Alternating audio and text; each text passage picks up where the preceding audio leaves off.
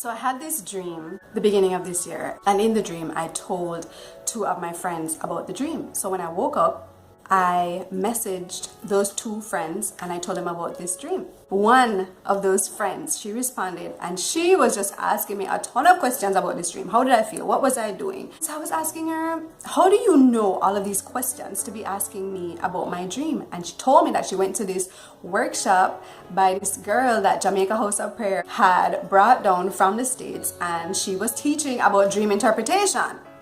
God put these people in my dream for a reason, and that just kicked everything off. So she sent me the information about this girl, and her name is Kayembe, and her father has been teaching on dream interpretation for years, and so she grew up in that. She grew up seeing angels and all of this fabulous crazy stuff, and so she has also been ministering about dreams and dream interpretation and visions. So I looked up her videos and her teaching, and the first video I watched, it's a long video, but it's worth the watch. I would post the link below. Please just take your time, watch it in parts.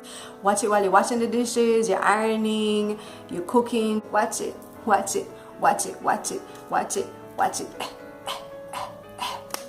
So I watched the video in parts because it's long, and the first part, the father is giving the introduction and he was saying, honor the dream that God gives you. So first thing first, you put a notepad beside your bed or your phone, but I find that the light of the phone is glaring. So if you wake up in the middle of the night, or if you're just waking with a dream and you want to record it, that phone light might be kind of glaring. What you can do is turn down the light on your phone so it doesn't really shock you awake, and then you have so much problems falling back to sleep. Or what I have is a red light option on a headlamp that I had from my previous outdoor life. A red light does not disturb your night vision and it is not as jarring. Anyways, he said honor the dream and sleep with these things beside your bed, so that when you get a dream, honor it, believe that the Lord is speaking to you. Before you go to your bed, pray, ask God, Father, speak to me through my dreams tonight. I trust you. I block every voice that is not of you, and I believe that you are the one that has all authority and power over my life. Speak to me. Let me hear from you. I want a dream from you tonight. Sleep with the pen and paper beside your bed or your phone, whatever. And then when you get a dream, honor the dream. Do not ignore it. Do not brush it away and say, oh, it's because of a movie I was watching, or the conversation that I had. Because a lot of times there will be elements from our waking life in our dreams. So if you saw a friend the previous day and that friend comes back into the dream, it is still a dream from God. Don't take it for granted. Do not dismiss it. So the first night I did this, I got 4 dreams. The Lord was just bursting with all of these things from my childhood.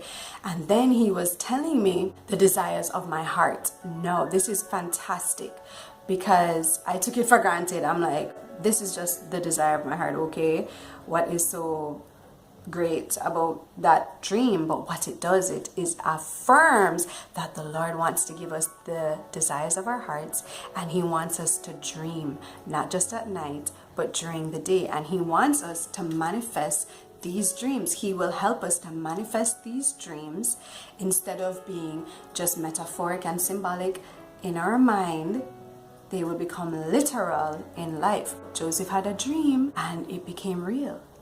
Moses had a dream. That is why he ended up killing the Egyptian, because he wanted to see his people free. God had given him that passion. He just didn't know what to do with it. And it became a real thing. Don't take your dreams for granted. God is speaking to us through them. I wrote down these 4 dreams, but at the time I hadn't learned the dream interpretation method that Charity uses. So I just wrote down the dreams, but the Holy Spirit was giving me interpretation. Trust and ask.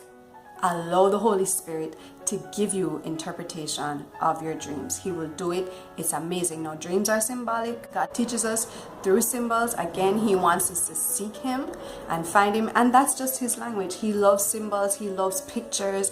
He loves parables and metaphors. So Charity's method that I use to interpret my dream, she uses a mnemonic.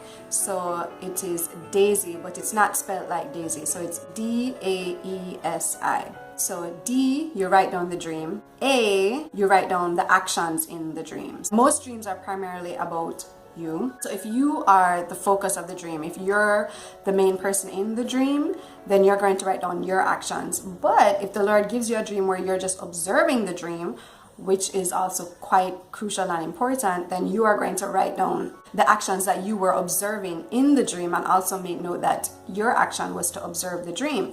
Now that can mean that it's a dream that the Lord wants you to intercede for. It can be a prophetic dream of something that is about to happen, like cows eating other cows.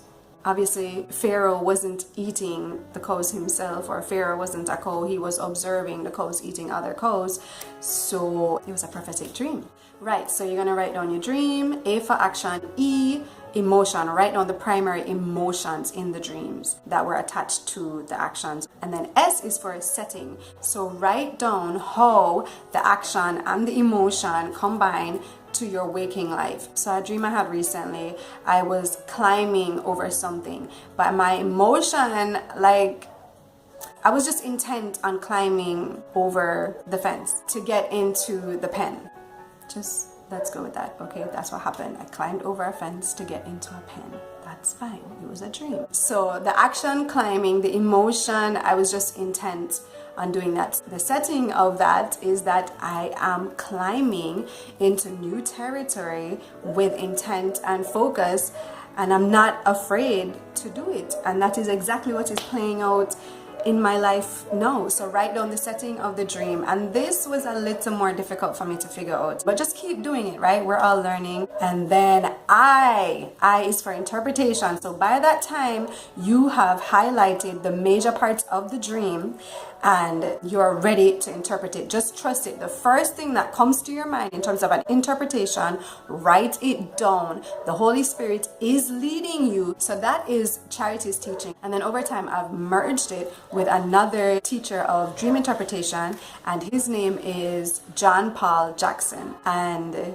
John Paul Jackson teaches to look for the main elements of the dream. He uses a bubble diagram, like a bubble chart. So he will pick out the major elements of the dreams, and then he will just focus on the major things and see how they flow together to tell you the story of the dream, which is your interpretation. So those are the two major teachings that I use, along with a teacher called James Goll.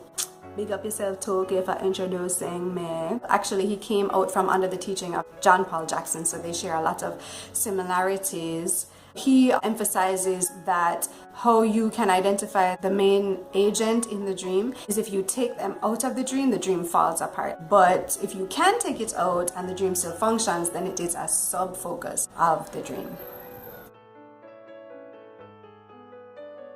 This video is really fun. I have a lot of energy this morning. I don't know why. So just watch it, okay? Watch it.